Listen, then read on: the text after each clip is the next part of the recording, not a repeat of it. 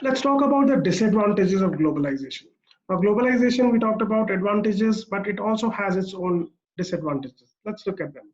So, first of all, globalization kills domestic business. So now, if you look have even have a look at the Indian economy, the Indian market, you see a lot of foreign companies operating. Look at mobile phone markets. Almost 90% of it is dominated by foreign manufactured products.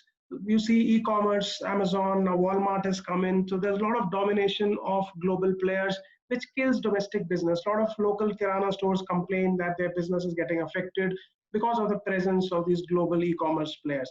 Even if you look at the automotive sector, you will find some domestic players, but there's huge competition from global players coming from Japan, Germany, Korea, etc. So it does impact your domestic business.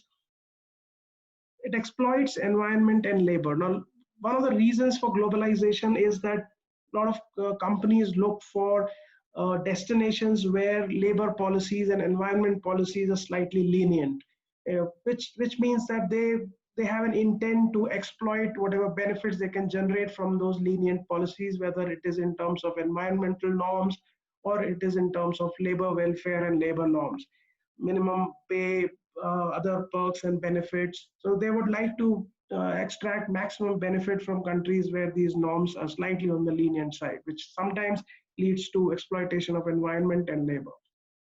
It also leads to unemployment. Again, carrying on from the first point, when it impacts domestic business, which means a lot of domestic businesses are left out, leads to unemployment, which was being generated by those domestic business, which also means a decline in demand for domestic products. Again, we talk about mobile phones, we talked about automotive sector, many other sectors where toys is another sector which is hugely dominated by Chinese companies, for example. So decline in demand for domestic product is another disadvantage, which also might lead to decline in income. If a lot of companies start going global and domestic markets start suffering, which will lead to a decline in income in those markets, which what it leads to is widening of gap between rich and poor. So what we're talking about here is that the powerful companies which have a significant advantage in terms of resources, in terms of cash flow, in terms of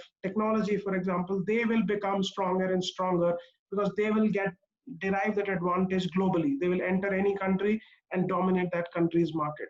But the slightly lesser to do, the poor in sense of maybe resources, poor in terms of technology enrichment, etc., those companies will further be squeezed as we go along. Globalization also leads transfer of natural resources.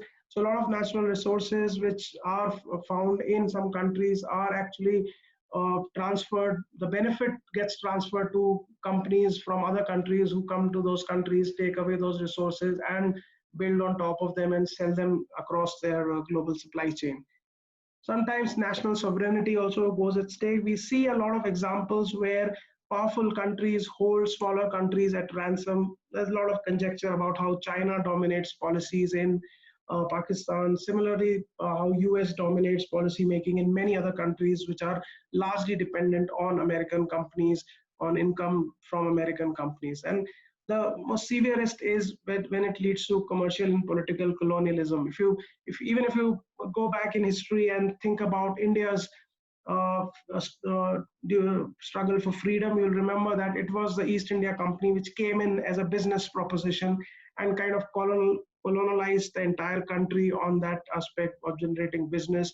A lot of cotton, for example, as a natural resource from India was taken away from India and used as to manufacture textiles by British companies and was sold across the world at much higher prices. And they were the ones who generated the maximum bang for the buck from that natural resource, which actually belonged to India. So those are some of the disadvantages of globalization. Thanks for watching.